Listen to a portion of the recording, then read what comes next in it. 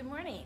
This is pre-algebra for March the 31st. I had to look on my calendar today. All the days run together for me. Is it like that for you guys? Okay, well today we're going to talk about something that's very, very simple. We're going to look at lesson 78. Lesson 78. Now, when you were in grade school, your teachers told you you could say 2 plus 3 equals 5. They also told you that that number had a twin, and you could say 3 plus 2 equals 5. That gives us the mathematical law of the fact that it doesn't matter in what order, a commutative order, that it goes in, okay? In other words, I can switch the orders of add-ins around and I'll still get the same answer. That is what we're going to talk about today, but we're going to apply that to negative numbers or signed numbers. Some are negative and some are positive, okay? I want you to look at the problem I put on the board. I have negative 3 minus 2 plus 3 minus 4 plus 5. Now, the easiest way to apply that mathematical law that I just spoke about is to go through and we assume that the sign that's with a number goes with that number. In other words, this negative goes with the 3, this negative goes with the 2, this positive with the 3, this negative with the 4, and this positive with the 5. Now, we have to, if we're going to go in and put parentheses, we know that parentheses means to multiply, and that changes our problem. So we're going to go in and we're going to add addition signs. Now, what we're saying is negative 3 plus negative 2 plus positive 3. Okay, so when you have a long list of numbers that are adding and subtracting, with signed numbers, what we do is we put parentheses around them. We assume that this sign goes with that number. Okay, and so we put parentheses around it, and we simply put addition signs in. Now we have a couple of different ways we can solve it. I can go through and add all of my negative numbers and all of my positive numbers and then take those two answers and put together, or I can just go straight across. Let's look at the first one.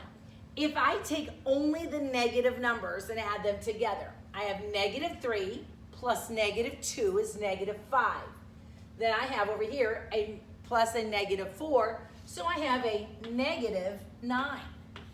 And I'm going to add to that the sum of my positive numbers, which is positive 3 plus positive 5 is a positive 8. So my answer, negative 9 plus positive 8 is negative 1. That is one method of doing it. The other method is to look at this and say, okay, I'm going to put all of my parentheses and my addition signs in. That didn't look much like an addition sign, sorry. All right, put parentheses and addition signs all the way across. Now, simply work from left to right. Negative 4 plus positive 6 is a positive 2. Positive 2 plus negative 1 is a positive 1. Positive 1 plus positive 7 is positive 8. Positive 8 plus a negative 3 is a positive 5. Positive 5 plus positive 2 gives us a positive 7. Okay? Now, on this last one down here, we're going to put our parentheses in, add our addition signs, all the way across. Okay? So, I went through and I put the sign with the number by putting parentheses around it, and then I put addition signs all the way across. I want to say, let's take our negative numbers and add them together. So negative 2 and negative 4 is negative 6. Negative 6 plus negative 3 is negative 9. None of my other answers are negative, so I'm going to put a negative 9 plus, I have a positive 2 plus positive 3 is positive 7. Positive 7 plus positive 2 is positive 9. Positive 9 plus positive 4 is a positive 13. Now, I have a negative 9 and a positive 13. Remember, I use absolute values here, so 13 minus 9 is 4, and take the sign of the larger number, which is positive, my answer is a positive 4. That's all there is to today's problem. So let's review the steps. Write down your problem, put parentheses, putting the sign and the number together, and insert addition signs all the way across your problem. Then you have two options. Add the positives together, add the negatives together, and then add those two numbers together, or just work left to right, adding positive and negatives as you go. All right? That's a very simple lesson today. I do want to have us look at another problem. Look at problem set 78 in your book. I want you to look at number 13. Number 13 asks us to find the volume of this unusual shape. So the first thing I have to do is divide it into a shape that makes sense. I don't have a formula for something that looks like this. So I need to find a way to make this work, okay? So of course we know that we're going to divide it into what? Two shapes. We're going to divide it into a rectangle and a triangle, okay? So if I'm looking for volume, the formula for volume is the area of the total area times the height, okay? In order to find total area, what do I say?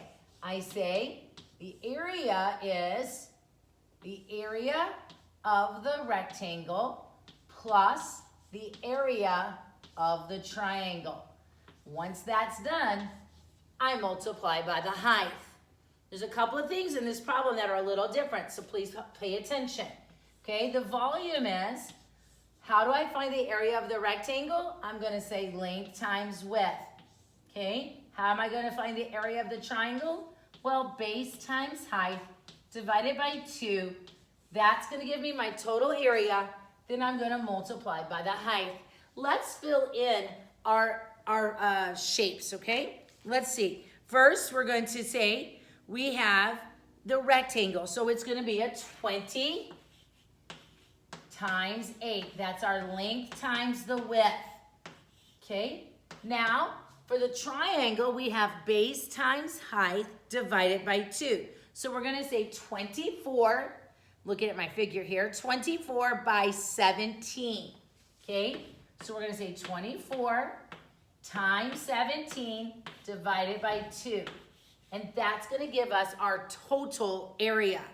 Okay? If you look at the problem, it says find the volume in cubic inches of the right solid whose base is the figure shown to the left and whose sides are 1 foot high. The dimensions are in inches. So everything in our shape is already in inches. However, our height is not. Our height says that it is 1 foot high. Well, if it's 1 foot high, I just substitute with a 1. But this is a foot and these are inches. I need to convert this 1 foot to inches. I'm going to multiply the number of feet I have by 12. Why? Because there are 12 inches in 1 foot. Now, let's say that this had said it was a yard. It was a yard tall. I would be multiplying by 36 because there's 36 inches in a yard.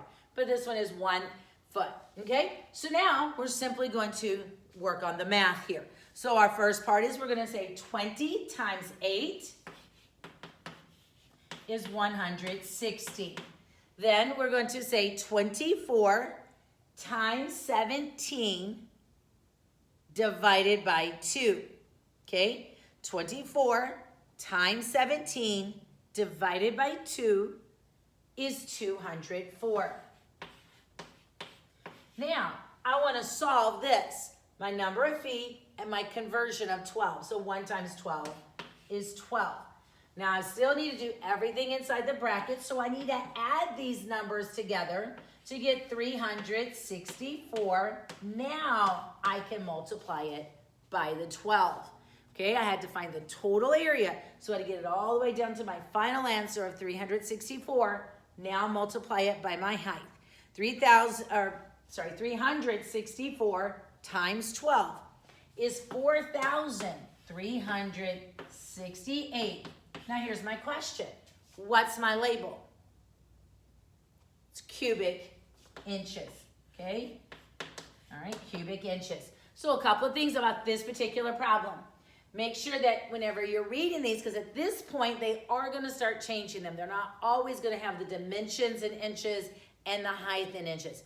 If they're different, over here in the height, take the height that they give you, which in this case was 1 foot, and then use the conversion factor. How many inches are in that foot? Well, 12, so 1 times 12, okay? And then solve your problem like always.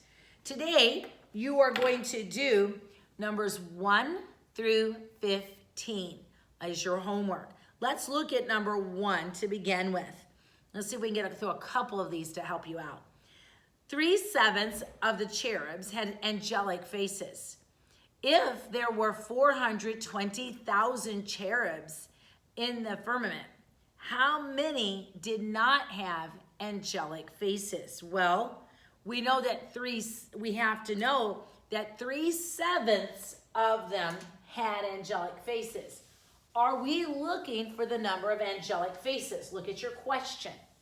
Your question says, how many did not have angelic faces? Well, we know that 3/7 of them did. All of that, if every cherub in the firmament would give us 7/7. Okay, we know that 3/7 did not. I'm sorry, we said that 3/7 did, correct? Listen to that. Yeah, 3/7 of the cherubs had angelic faces. So 7/7 minus 3/7 is 4/7. That means that 4/7 of the cherubs did not have angelic faces. Does everybody see where I got that? 7/7 is all the cherubs. It's the whole. I know that 3/7 of the cherubs did have an angelic face because my story problem told me that. So 7/7 minus 3/7 is 4/7.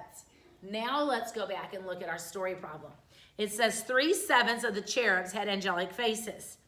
If there were 420,000 cherubs in the firmament, in other words, all of them together, how many did not have angelic faces? Well, let's think about our pattern. What pattern are we going to use for this? The fractions times the of equals the is. So my fraction is 4/7 times the of, which is our total, which in this case is 420,000. Since it's a whole number, it's over 1. Now we say, what can I cancel? Well, the 7 will divide into this because 7 goes into 42 6 times. That gives us 60,000. So 4 times 60,000, okay, is what we're looking at here. So if we say 4 times 60,000, well, 4 times 6 is 24. So we have 240,000 cherubs that did not have angelic faces. Look at number 2. The ratio of Chimerons to Garrulas, those are both types of animals, was 2 to 11. If there was a total of 300 Chimerons, what is the total number of Garrulas? Okay? All right. I'm not a big fan of lizards and such, but, you know, we can calculate this math problem. All right? Let's look at it. If our ratio is 2 to 11, okay, how many do we know? Well, we know that there are a total of 300 Chimerons. Well, is that on the top or is that on the bottom?